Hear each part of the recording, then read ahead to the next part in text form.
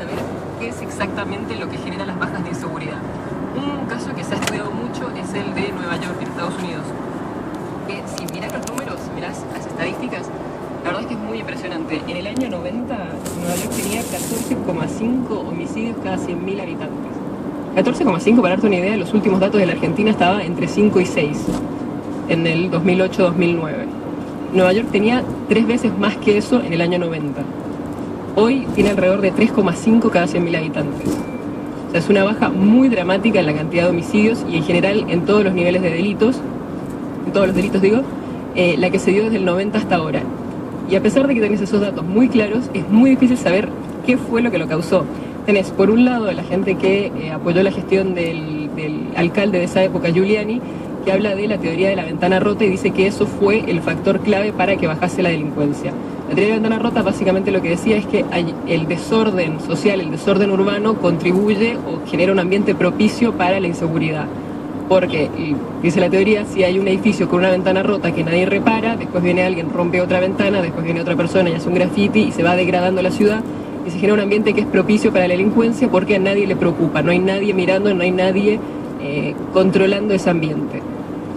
Esto decían ellos, efectivamente durante los 90 se veía la baja, pero después de que se propagó esta teoría salieron muchas críticas, primero porque fue un fenómeno que pasó en todo Estados Unidos, incluso en ciudades que no tuvieron nada que ver con esta teoría y con esta implementación del sistema de policía, y porque a otros dicen que fue una baja que empezó antes de que asumiera la gestión Giuliani. Después hay otros que dicen que no se explica por eso, sino por un montón de otras causas que se pasaron al mismo tiempo. Por ejemplo, hubo una mejora en la economía, hubo menos desempleo, había una epidemia de crack, de drogadicción muy fuerte que se acabó alrededor de esos años y que todo eso tuvo un impacto mucho mayor que lo que puede haber hecho la policía en esos años.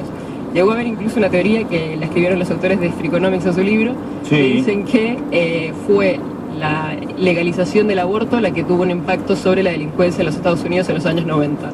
Básicamente diciendo que eran mujeres muy vulnerables las que pudieron acceder al aborto y que en otros momentos hubiesen tenido esos hijos, que hubiesen crecido en una condición muy vulnerable y muy pocos contenidos socialmente. Y que eso sería la razón de la baja de la delincuencia. Tampoco le terminan de cerrar los números, tampoco los datos dan exactamente, y hay bastantes críticas a esa teoría. Igual tenés todo tipo de teorías y todo tipo de hipótesis de por qué se dio esta baja. Y probablemente haya alguna combinación de muchas de estas cosas, del sistema de policía, de la mejora económica, de un mayor nivel de control social, y todas estas cosas juntas y combinadas fueron las que llevaron a que se subiese una baja. Pero es muy difícil determinar cuál es realmente la causa. Y algo parecido te pasa, por ejemplo, en el caso de Medellín, en Colombia. Vos mirás los niveles de homicidio que tenía Medellín y eran casi estratosféricos. A principios de los 2000 tenían 160 homicidios por cada 100.000 habitantes. El número altísimo, hablábamos recién de Nueva York, en su momento más alto eran 14.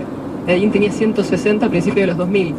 Y ahí de nuevo tenés un montón de factores que entran en juego con la baja de la inseguridad. Hoy está en alrededor de 38. La baja es muy importante.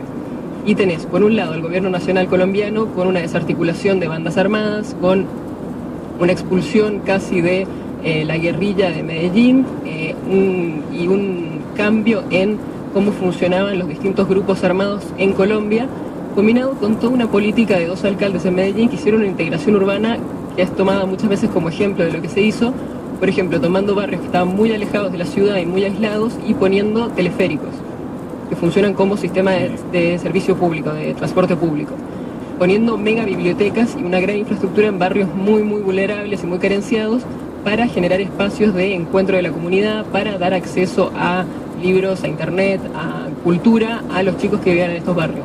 Y todo eso también probablemente tuvo un impacto en las bajas de inseguridad, pero tenés los dos factores. Cuánto, claro. Y es lo que te pasa mucho en casi todos los casos de bajas de inseguridad drásticas que ves, de bajas de delitos, es que ves los resultados, está claro que se logró y todavía no podemos saber exactamente qué es lo que lo causa y por lo mismo no podemos sacar soluciones para saber qué es lo que se puede aplicar. Y cada